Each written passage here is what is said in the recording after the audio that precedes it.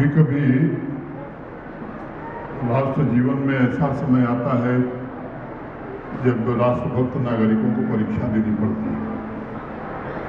पिछले कई वर्षों से संघर्ष विराम था बॉर्डर पर। जो बंकर स्वीकृत थे मोटे तौर पर 97-98% बंकर्स बना दिए गए थे।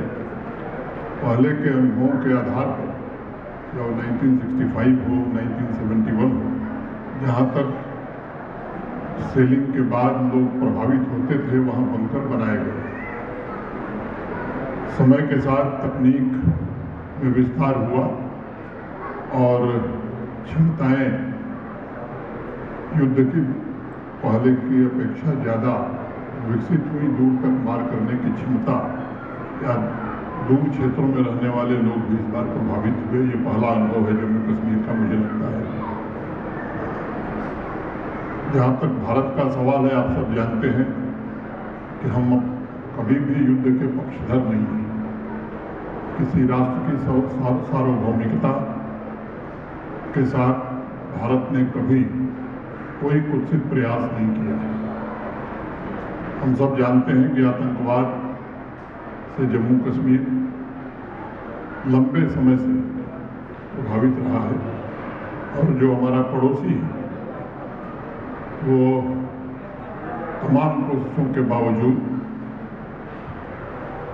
निर्दोष लोगों की हत्या से बाज नहीं आता।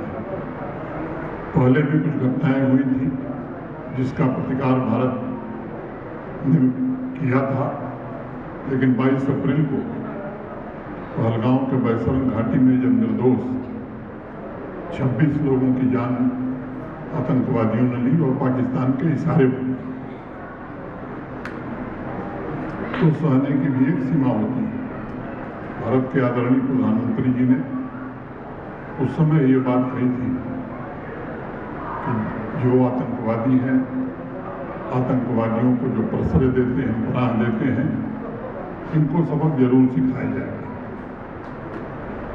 6 और 7 मई की रात को भारतीय सेना ने सटीकता, संवेदनशीलता और संयम का परिचय देते हुए केवल उन्हीं ठिकानों को ध्वस्त किया जहां आतंकवादी रहते थे या उनके आका रहते थे। जैसा मैंने पहले कहा कि भारत युद्ध नहीं चाहता, लेकिन हमारा दुश्मन बावजूद इसके बाज नहीं आया। फिर संघर्ष विराम को उसने तोड़ा। भारी मात्रा में बॉर्डर, इंटरनेशनल बॉर्डर हो या लाइन ऑफ कंट्रोल हो, सेलिंग शुरू किया, ड्रोन और मिसाइल से हमले किए।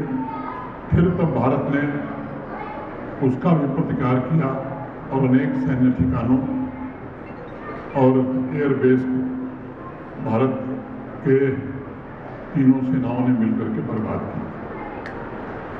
आप सब इस परिस्थिति के कारण मानसिक रूप से भी काफी परेशान रहे और अनेक प्रकार की परेशानियां आपके सामने आई। एक तो मेरा अनुरोध यह है, जब सवाल देश का हो तो सबको धैर्य के साथ, साहस के साथ एक दूसरा का परिचय देना चाहिए। ये प्रदर्शित करता है कि नहीं हमारे देश में लोगों के मन में राष्ट्र के प्रति श्रद्धा है, प्रेम है। इसके कारण ऐसे संगठनों ने भी बढ़ चढ़ करके मदद की है। आपकी बातें हमने ध्यान से सुनी है। जहाँ तक मदद का सवाल है, सरकारी नियमों में जो मदद उपलब्ध थी वो दे दी गई है। जिनका नुकसान हुआ है प्रशासन का आकलन कर रहा है और जो अनुमन्य है वो मदद भी की जाएगी। स्वाभाविक रूप से अब की बार जो बंकरों की स्वीकृति होगी वो नए असेसमेंट के हिसाब से होगी, ताकि हमारे लोग, खासतौर से जम्मू कश्मीर के लोग सुरक्षित रह सकें। जो दूसरा विषय आपने उठाया, इसकी चर्चा करके क्योंकि कहने से तो होगा नहीं। सरकार नियम से चलती है, कानून से चलती है, लेकिन इतना मैं जरूर कहना चाहता हूँ कि पूरी संवेदनशीलता के साथ आपको कोई दिक्कत न हो, आपकी समस्याओं का समाधान हो, इसका जल्द से जल्द प्रयत्न किया जाएगा। मैं केवल आपसे मिलने आया था, आपके साथ पूरा प्रशासन खड़ा है, हर व्यक्ति खड़ा है और आपसे भी मैं अनुरोध करता हूँ कि जब देश का सवाल हो तो सबको एकजुटता का परिचय देना, प्रशासन के साथ सहयोग करना, कोई आपको दिक्कत हो तो डीसी साहब, एसएसपी साहब, डिविजनल कमिश्नर आईजी, सारे लोग, कई एडीसी हमारे दिख रहे हैं, किसी भी प्रशासन के आदमी को आप सूचित करिए, आपकी हर मदद की जाएगी। मैं फिर से आप सबके प्रति हृदय से कृतज्ञता ज्ञापित करता हूँ। लगता है कि स्थितियाँ अब सामान्य हो रही हैं।